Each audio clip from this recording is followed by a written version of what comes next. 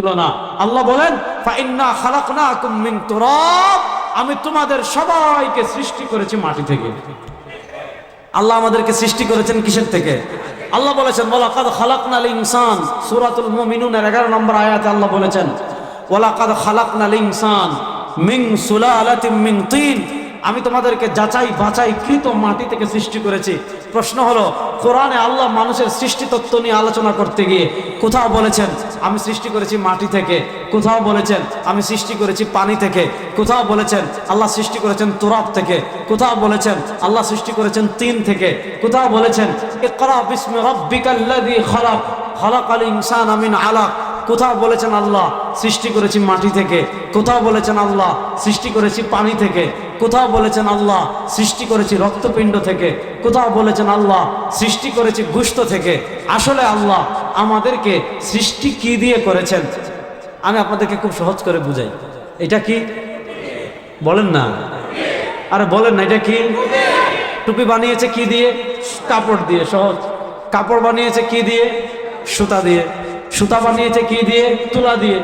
দেখেন, তুলা থেকে এসেছে সুতা, সুতা থেকে এসেছে কাপড়, কাপড় থেকে এসেছে টুপি। এবার দেখেন, আপনি বললেন যে এই টুপি এসেছে কাপড় থেকে, কাপড় এসেছে সুতা থেকে, সুতা এসেছে তুলা থেকে।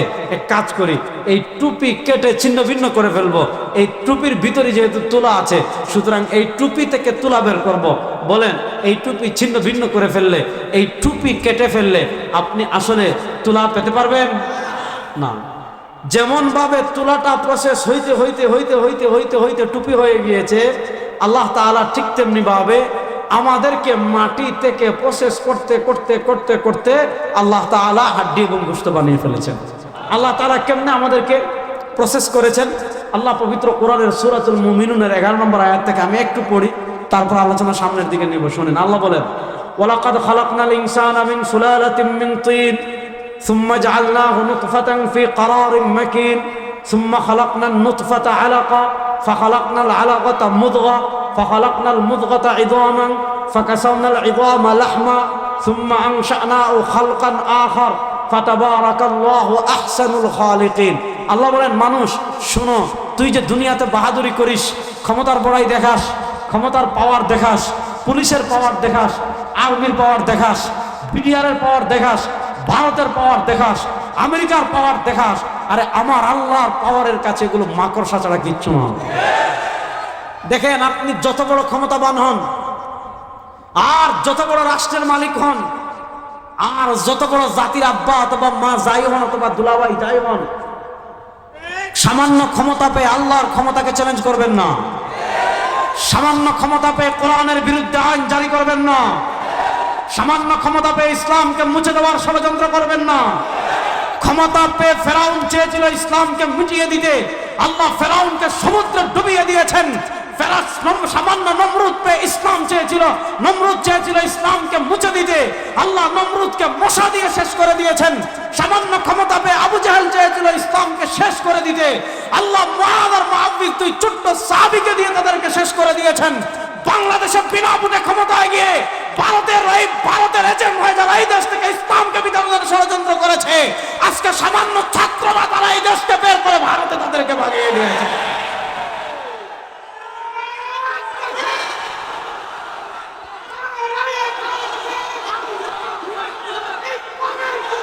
সুতরাং আমাদের কথা পরিষ্কার, আমাদের মেসেজ পরিষ্কার। বাংলাদেশের ক্ষমতায় এসে কেউ ইসলামকে মাইনাস করতে চাইবেন, সোজা দিল্লি মামুর বাড়ি যাবেন, সোজা দিল্লি মামুর বাড়ি যাবেন ইনশাআল্লাহ। আমাদের সবচেয়ে বড় শত্রুর নাম ভারত। বলেন, আমাদের সবচেয়ে বড় শত্রুর নাম।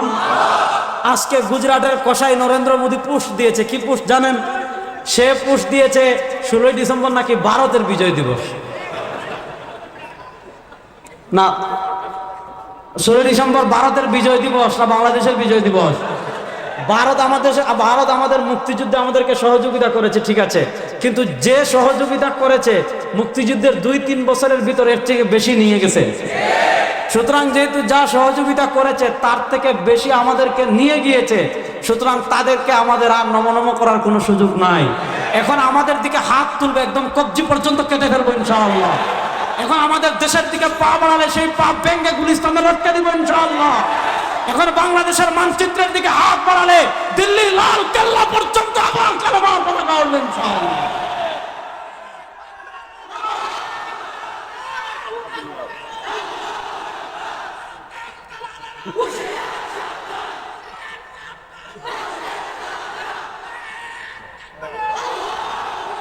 এই আমরা মুদ খারা হিন্দু করে ডরাই, আমরা গরুর দুধ খাই।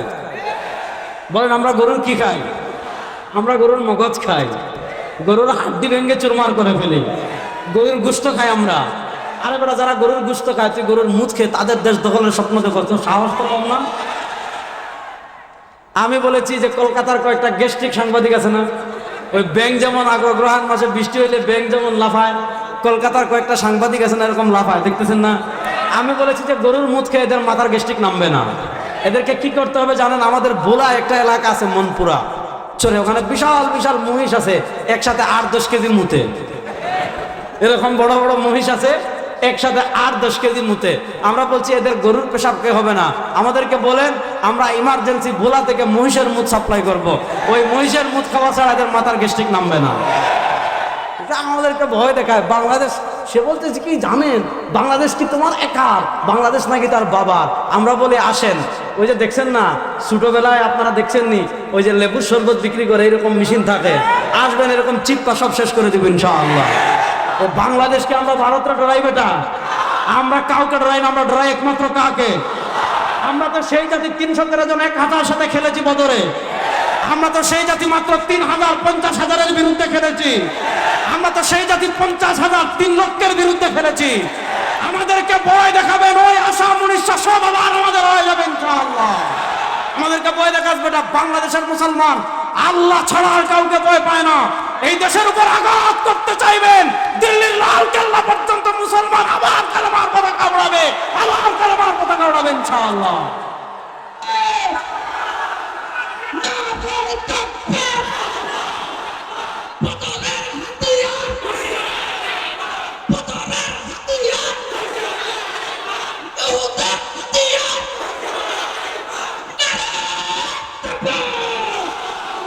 শুনেন, আয়াতের অনুবাদ পর্ব করে, আয়াতের অনুবাদ পর্ব যে আয়াতে ছিলাম পরে অনুবাদ করব, যেহেতু প্রসঙ্গ আসছে। একটা হাদিস আপনাদেরকে শোনাই, শুনবেন তো মনোযোগ দিয়ে? দেখেন, পৃথিবীর প্রেক্ষাপট নিয়ে আমি আপনাদেরকে একটু গল্প বলি, তারপরে আয়াতের অনুবাদ করছে, একটু সবর করেন। পরে আবার করেন না যে আজকে কি ওয়াজ করে গেল, কিছু বুঝি নাই। কিছু না বুঝলেও শোনেন। শুনেন, পৃথিবীতে কিয়ামতের আগে, খুব মনোযোগ দিয়ে কথা বুঝবেন যুবকরা, পৃথিবীতে কিয়ামতের আগে বড় বড় 11টি বিষয় সংঘটিত হবে। কয়টা? এই 11টাকে বলা হয় আশরাতুস সাআতিল কুবরা।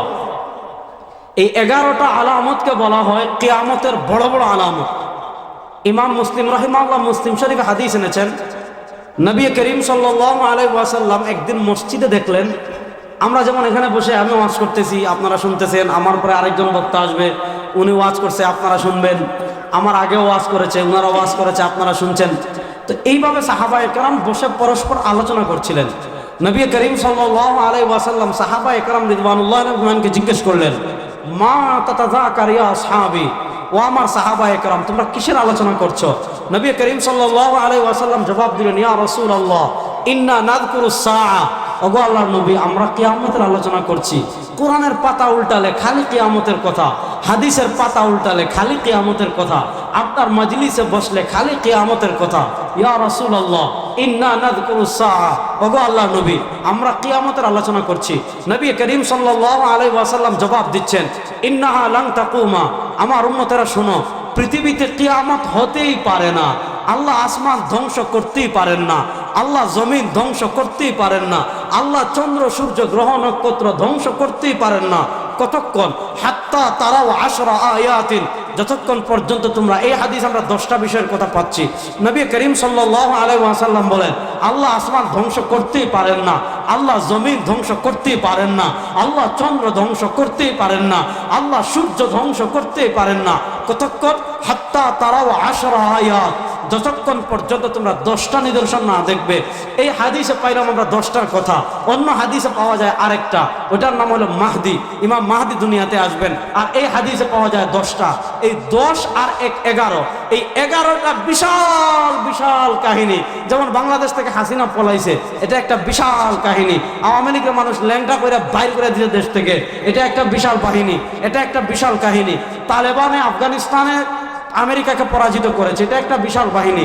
সিরিয়ার মুজাহিদরা বিজয় লাভ করেছে, এটা একটা বিশাল কাহিনী। ঠিক তেমনি ভাবে পৃথিবীতে কিয়ামতের চূড়ান্ত সময় যখন ঘনিয়ে আসবে, পৃথিবী যখন ধ্বংসের একদম শেষ পর্যন্ত চলে আসবে, পৃথিবী যখন তার বয়স পেরিয়ে একদম শেষ সীমায় চলে আসবে, পৃথিবীতে বড় বড় ঘটনা ঘটবে 11টা।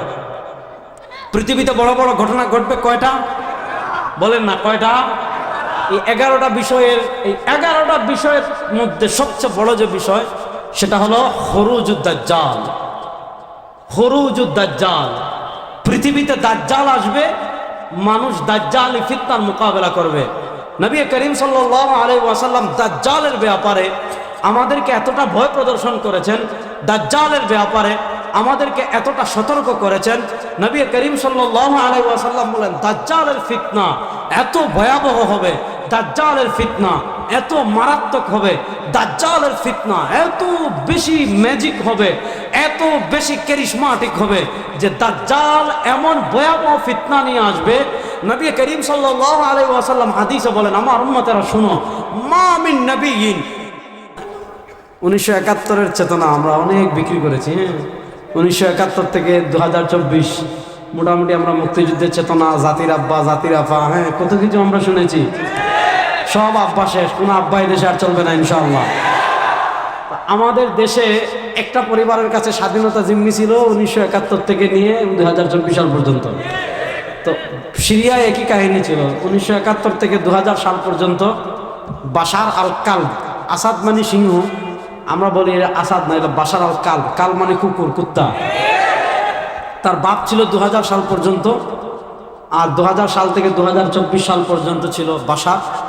তার পতন হয়ে গিয়েছে, গত সপ্তাহে মুজাহিদরা বিজয় লাভ করেছে। তো পুরা পৃথিবী একটা পরিবর্তনের মধ্য দিয়ে যাচ্ছে। তো এই পরিবর্তনের সময় আমাদের মুসলমানদের কিছু করণীয় আছে না নাই? যদি বলেন, দেখেন আফগানিস্তানে আমেরিকা পরাজিত হয়েছে, এরপরে আপনি দেখেন সিরিয়ায় পরাজিত হয়েছে রাশিয়া, নেটো। আর বাংলাদেশে সিরিয়ায় আপনার রাশিয়া পরাজিত হয়েছে 11 দিনে, আর বাংলাদেশে ভারত পরাজিত হয়েছে 18 দিনে। আপনি মনে করতেন যে শুধু শেখ হাসিনাকে দেশ থেকে বের করে দিয়েছেন, আওয়ামী লীগকে বের করে দিয়েছেন, ব্যাপারটা কিন্তু এমন না।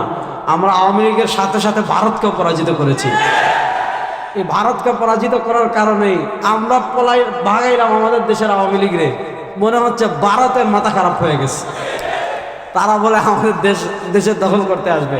আমরা বলেছি যে আমরা কিচ্ছু লাগবে না, আমরা প্রত্যেকে এক একটা কেচি নিয়ে আপনাদের অপেক্ষা করতেছি, আসবেন, ধরে ধরে সবার মুসলমানি দেবো ইনশাআল্লাহ। প্রস্তুত আছেন তো ইনশাআল্লাহ? যাক তাহলে, আচ্ছা, তাহলে এই পরিবর্তনের মধ্য দিয়ে যে পৃথিবীটা যাচ্ছে, এই শতাব্দী ইনশাআল্লাহ আমরা বিশ্বাস করি এই শতাব্দী মুসলমানদের শতাব্দী হবে ইনশাআল্লাহ। এই শতাব্দী ইসলামের শতাব্দী হবে ইনশাআল্লাহ। এই শতাব্দী কোরআনের শতাব্দী হবে ইনশাআল্লাহ। সরওয়ারে দু আলমের আদর্শের সৈনিকরা পৃথিবীতে আবার জেগে উঠবে ইনশাআল্লাহ। তাহলে আমাদের কি করণীয় বিষয়ে আমি 2-4টা সংক্ষিপ্ত বেশ কয়েকটা পয়েন্টে কথা বলবো। আমি আজকে বিষয়ভিত্তিক কোনো তাফসিরও করবো না, কোনো আলাপও দিব না। আজকে আমরা রাজনৈতিকভাবে এবং চিন্তাগতভাবে আমরা যে দাসত্বের জায়গায় আছি, সেই দাসত্বের জায়গায় একটু টাচ করার আমি চেষ্টা করবো ইনশাআল্লাহ। দেখেন, আমাদের আর নাস্তিকদের ভিতর পার্থক্যের একটা মৌলিক জায়গা আছে। সেই পার্থক্যের মৌলিক জায়গা কি? আমরা বিশ্বাস করি দুনিয়ার জীবন শেষ না, দুনিয়ার জীবনের পরে পরকালের আরেকটা জীবন আছে না নাই? কথা বলেন, আছে না নাই? আমরা পরকালের জীবন বিশ্বাস করি। আর নাস্তিকরা বলে, অবিশ্বাসীরা বলে তাদের দুনিয়ার জীবনই শেষ, ইন্তেকাল করবে, মাটিতে মিশে যাবে, হাড্ডি গোশত মাংস মাটির সাথে মিশে যাবে, তার আর কোনো কিছু নাই, তাদের কাছে দুনিয়াই সবকিছু। এজন্য তারা বলে খাও দাও ফুর্তি করো। আর আমরা বলি দুনিয়ার জীবনই শেষ না, দুনিয়ার জীবনের পর অনন্তকাল আরেক জীবন, যে জীবনের শুরু আছে শেষ নাই, এমন আরেকটা জীবন আছে না নাই? দেখেন আল্লাহ তাআলা পবিত্র কোরআনের সূরাতুল হজ্জে আল্লাহ তাআলা বলেছেন, ইন কুনতুম ফি রাইবিন মিনাল বাস। আল্লাহ তাআলা বলেন, হে পৃথিবীর মানুষ, যদি পুনরুত্থান নিয়ে তোমরা সন্দেহ করো যে আমি মাটির সাথে মাটির নিচে 500 বছর থাকলাম, আমি মাটির নিচে 1000 বছর থাকলাম, 2000 বছর থাকলাম, 3000 বছর থাকলাম, মাটির সাথে আমি মিশে গেলাম। নূহ আলাইহিস সালামের বন্যায় যারা মারা গিয়েছে, হযরত লূত আলাইহিস সালামের যুগে মারা গিয়েছে, সুলাইমানের যুগে যারা মারা গিয়েছে, দাউদের যুগে যারা মারা গিয়েছে, ইব্রাহিমের যুগে যারা মারা গিয়েছে, আইয়ুবের যুগে যারা মারা গিয়েছে, তাদের গোশত মাটির সাথে মিশে গিয়েছে, হাড্ডি মাটির সাথে মিশে গিয়েছে, চামড়া মাটির সাথে মিশে গিয়েছে, তাদের কোনো হাড্ডি অবশিষ্ট নাই, তাদের কোনো গোশত অবশিষ্ট নাই, তাদের কোনো চামড়াও অবশিষ্ট নাই, তাদেরকে চিনে দুনিয়াতে এমন কেউ নাই, তাদের শরীর যে মাটি খেয়েছিল ওই মাটিও হয়তো দুনিয়াতে নাই। প্রশ্ন হলো, এমন এক নিঃশেষ মানুষকে আল্লাহ কেমনে আবার তুলবেন? আল্লাহ তাআলা পবিত্র কোরআনে বলেন, কুল ইন কুনতুম ফি রাইবিন মিনাল বাস। আরে দুনিয়ার মানুষ, পুনরুত্থান নিয়ে যদি তোমরা সন্দেহ করো যে আল্লাহ আবার আমাদেরকে কবর থেকে কেমনে উঠাবেন, আল্লাহ আবার আমাদেরকে কেমনে সৃষ্টি করবেন, আল্লাহ তাআলা বলেন, শোনো, ইন কুনতুম ফি রাইবিন মিনাল বাসি, পুনরুত্থান নিয়ে যদি সামান্য সন্দেহ করো, শোনো, ফা ইন্না খালাকনাকুম মিন তুরাব, তোমরা কেউ দুনিয়াতে ছিলে না, তোমাদের বাপও দুনিয়াতে ছিল না, তোমাদের দাদাও দুনিয়াতে ছিল না, তোমাদের 14 গোষ্ঠী কেউ দুনিয়াতে